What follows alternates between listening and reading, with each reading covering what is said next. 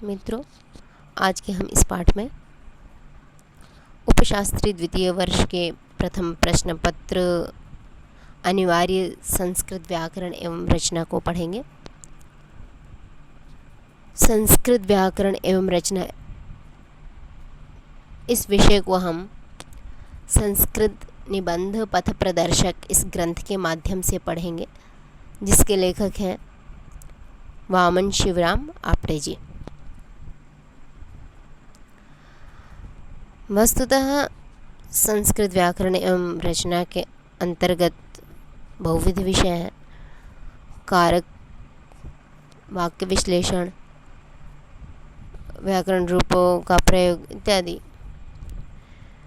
किंतु संस्कृत व्याकरण के एवं रचना के अंतर्गत सर्वप्रथम हम किन विषयों को ध्यान में रखना चाहिए, तो चलिए आइए हम कारक प्रकरण का आरंभ कर रहे हैं, तो उन विषयों से पहले परिचय कराते हैं। तो कारक किसे कहते हैं सर्वप्रथम समझेंगे। तो कारक किसे कहते हैं एवं कारक कितने होते हैं। तो कारक उसे कहते हैं क्रियाया निर्वर्तकम कारकम, क्रिया को बनाने वाले को कारक कहते हैं। और कारक 6 होते हैं: कर्ता कारक, कर्म कारक, करण कारक, संप्रदान कारक, अपादान कारक, अधिकरण कारक। इस प्रकार 6 कारक हुए। इसमें लोग संशय करते हैं कि संबंध को हम कारक क्यों नहीं कहते हैं। तो सीधी सी बात है कि संबंध जो है वो क्रिया को नहीं बनाता है, इसलिए कारक नहीं कहलाता है। तो कुल मिलाकर 6 ही कारक हैं: कर्ता कर्म, करण, संप्रदान, अपादान, अधिकरण। 7 विभक्तियाँ होती हैं संस्कृत व्याकरण में। तो 7 विभक्तियाँ कौन सी है? तो प्रथमा विभक्ति, द्वितीया, तृतीया, चतुर्थी, पंचमी, षष्ठी, सप्तमी। एवं जो संबोधन प्रयुक्त होता है वो संबोधन प्रथमा विभक्ति में ही प्रयोग होता है, और प्रथमा संबोधन का प्रथमा विभक्ति में ही अंतर्भूत कर लेते हैं। 7 विभक्तियाँ हुई। और 3 लिंग होते हैं: पुल्लिंग, नपुंसकलिंग, स्त्रीलिंग। एवं 3 वचन होते हैं। तो सुबंत जो हैं बालकः, बालको, बालकाः, बालकं, बालको, बालकान् इत्यादि। तिङन्त तिप्तसि अर्थात पठति, पठतः, पठन्ति, पठसि, पठतः, पठत, पठामि, पठावः, पठामः। तिङन्ते तो उन सुबंत और तिङन्त दोनों के ही वचन होते हैं। तो 3 वचन होते हैं: एक वचन, द्विवचन, बहुवचन। एवं 3 पुरुष होते हैं। तो तिङन्त में पुरुष का प्रयोग होता है: प्रथम पुरुष, मध्यम पुरुष, उत्तम पुरुष। संस्कृत व्याकरण में 3 काल भी होते हैं: तो भूतकाल, भविष्यत काल, वर्तमान काल। तो ये तो सामान्य बातें रहीं। अब इस ग्रंथ के माध्यम से पढ़ते हैं। तो इसमें कह रहे हैं कि जब 2 संबद्ध शब्द एक ही लिंग, वचन, पुरुष अथवा काल के होते हैं, तब वे एक दूसरे के अन्वयी अथवा परस्पर समन्वित कहे जाते हैं। तो जैसे वह शब्द है, वह दो से संबद्ध है, वो स्त्रीत्व की विवक्षा हो, अर्थात पुरुष के लिए प्रयोग हो चाहे स्त्री के लिए प्रयोग हो, वह शब्द समान एक ही लिंग में प्रयुक्त होता है। वचन भी, पुरुष भी समान है। तो इसका अन्वय किसके साथ हो? तो जब जिसका प्रकरण चले, तो किसी एक पुरुष का प्रयोग करना होगा तो भी वह प्रयोग करेंगे। स्त्री के विषय में भी यदि एक वचन का प्रयोग करना तो वही प्रयोग होगा। तो जिसमें अन्वय किया जाए वो अन्वयी होता है, जिसमें अन्वय किया जाए वो अन्वयी होता है। तो यदि हमें पुरुष में प्रयोग करना है तो वह बालक जाता है, वह बालिका जाती है, स्त्रीलिंग में हुआ। तो इस प्रकार हम अन्वय करेंगे। और यदि बहुत से पुरुषों अथवा स्त्रियों के विषय में बोलना होगा तो वे जाती हैं, वे जाते हैं, इस प्रकार प्रयोग होगा। तो क्रियापद से ही स्त्रीत्व और पुरुषत्व में, पुंसत्व में वो भेद आता है। वस्तुतः सामान्य रूप से इसमें कोई भेद विशेष नहीं दिखेगा, वह वे इत्यादि में, क्योंकि समान लिंग वचन पुरुष दिख रहे हैं। तो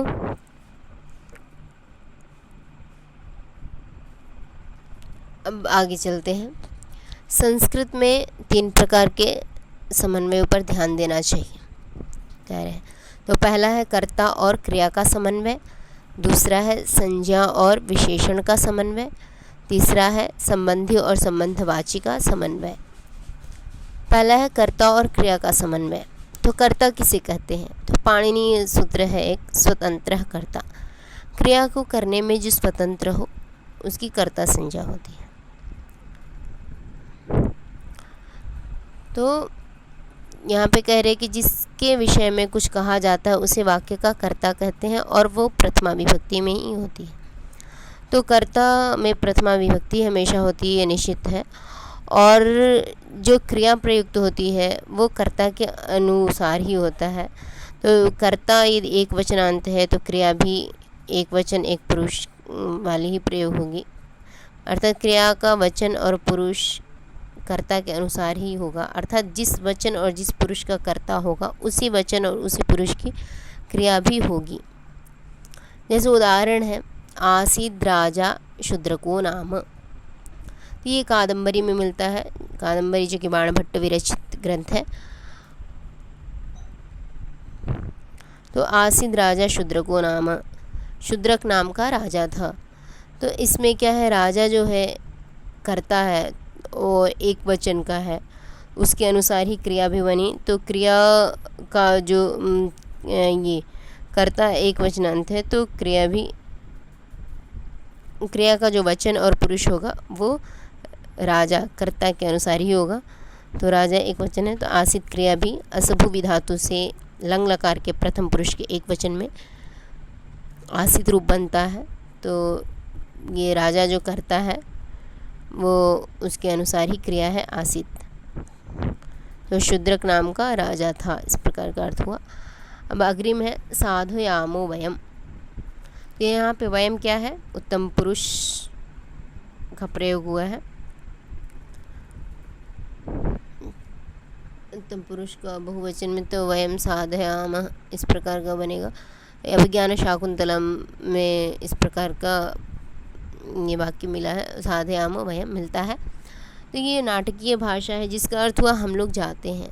वस्तुतः लोक में इस तरह का प्रयोग नहीं करते, किंतु वो नाटकीय मंचन है, नाटकीय अपनी भाषा शैली है, इसलिए साधयाम वयम का अर्थ हम लोग जाते हैं, इस प्रकार का अर्थ लेते हैं। अगला है विधेय और उद्देश्य के बारे में जानेंगे। तो उद्देश्य क्या है, उद्देश्य के विषय में जो कुछ कहा जाता है, मतलब क्या बोलते हैं, एक विधेय होता है, एक उद्देश्य होता है, और उद्देश्य के अनुसार ही विधेय का प्रयोग होता है, अर्थात विधान किया जाता है, चाहे वो क्रियापद का विधान हो, चाहे संज्ञा पद का विधान हो, या प्रत्यक्ष या अप्रत्यक्ष रूप से। यहाँ पे अग्रिम दिया है प्रत्यक्ष या अप्रत्यक्ष रूप से अस धातु से युक्त कोई विशेषण होगा। तो पूर्व में दिया था आसीत राजा शूद्रको नाम, इस प्रकार का प्रयोग दिया था। तो वहाँ पे अस धातु से युक्त कोई विशेषण, अर्थात राजा जो विशेषण था, आसित क्रिया का विशेषण क्या है, राजा था। आसित यहाँ पे हम विशेषण मान लेते हैं, तो उसका विशेषण अस धातु से, तो अस धातु विशेष्य मान लेंगे और राजा विशेषण मान लेंगे। तो यहाँ पे कहने का मतलब है कि विधेय क्रिया भी हो सकती है, संज्ञा पद भी हो सकता है, कोई विशेषण भी हो सकता है, और ये जो होता है, ये जो विधेय होता है वो उद्देश्य अथवा कर्ता के अनुगामी होगा, मतलब किसी उद्देश्य या कर्ता के अनुसार ही विधेय का प्रयोग करते हैं। तो और आगे जो है, ऐसी दशाओं में संज्ञा पद अपने स्वाभाविक लिंग में प्रयुक्त होगा। तो जो संज्ञा पद जो होता है, संज्ञा पद हमेशा स्वाभाविक लिंग, जो उसका लिंग है अपना, यदि नपुंसक लिंग में है तो नपुंसक लिंग ही प्रयोग होगा, चाहे वो कर्ता का लिंग कुछ भी हो। तो उदाहरण से हम समझेंगे, जैसे कि अभिज्ञान शाकुंतलम में एक वाक्य है, सा कुलपतेरुच्छ्वसितमिव। वह जो कन्या है मानो कुलपति का प्राण है। तो वह कन्या अर्थात शकुंतला जो है वो कुलपति अर्थात कण्व ऋषि के प्राण तुल्य है, प्राण है। तो यहाँ पे रुच्छ्वसितम प्राण है, तो प्राण क्या है, संज्ञा है। उस शकुंतला का प्राण से प्राण संज्ञा दी गई है शकुंतला को, अर्थात कुलपति जो कण्व ऋषि है उसके प्राण है। तो ये उच्छ्वसितम क्या हुआ, विधेय है, अर्थात वो संज्ञा है, संज्ञा पद विधेय होता है, पूर्व में कह दिया गया।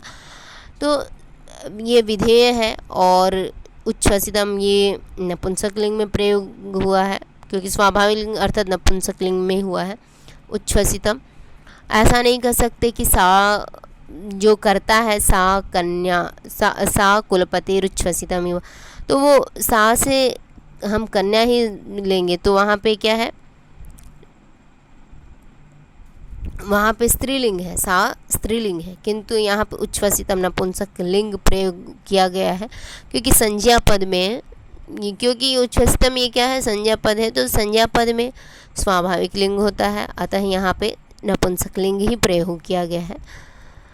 यह शब्द कर्ता सा का केवल कारक में अनुगामी हुआ है, न कि लिंग में भी, मतलब लिंग में नहीं होगा अपितु कारक में ही होगा जो संज्ञा पद है।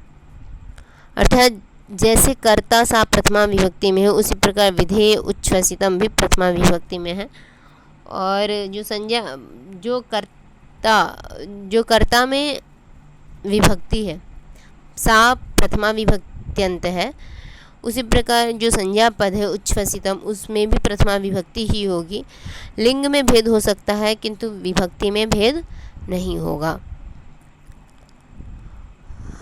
अगला क्या है, ककुद वेद विदाम, अर्थात जो कि वेद जानने वालों के कुबड़ होते हैं। कुबड़ का मतलब होता है कि अग्रणी, अग्रे नयति अग्रणी, जो आगे ले जाता है। तो जो ज्ञानी पुरुष होता है, वेद को जो जानेगा वो तो स्वाभाविक ज्ञानी ही होगा, बुद्धिमान होगा, ज्ञानी होगा, वो अग्रणी होता है,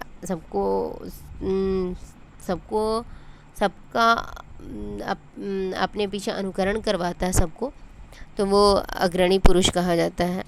तो ककुत वेद विदम या ककुत से अग्रणी ही शब्द है लिया गया है। तो यहाँ भी ऐसे ही समझेंगे। इस प्रकार आज का पाठ हम यहीं समाप्त करेंगे। वस्तुतः यह ग्रंथ बहुत ही सरल भाषा में है, किंतु समझना चाहिए, क्योंकि किसी भी ग्रंथ का कोई महत्व होता है तभी यह पाठ्यक्रम में लगा है। अतः आज का पाठ हम यहीं पर समाप्त करते हैं। हम अग्रिम पाठ को अगले वीडियो में देखेंगे। धन्यवाद।